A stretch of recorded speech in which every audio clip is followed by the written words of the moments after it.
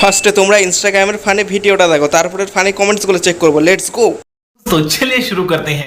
So hey guys, এগুলো কি বলো তো? এগুলো হচ্ছে আমার লেবু। দেখো কত বড় বড় আর কত সুন্দর গোল, তাই না বলো? আর হ্যাঁ, এই লেবুগুলোর দাম কিন্তু 6 কোটি টাকা, বুঝেছো?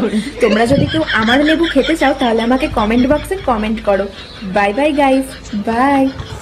এবার কমেন্টগুলো দেখা যাক।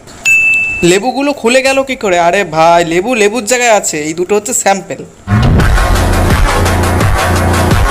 তোমার লেবু পচা। হ্যাঁ, এই পচা লেবুই তো আর পেলে ছাড়তি না। আমি তো ভাবলাম তোমার বাবার বিচি। হ্যাঁ, বাবার বিচি খুলে এনে বলবে আমার লেবু।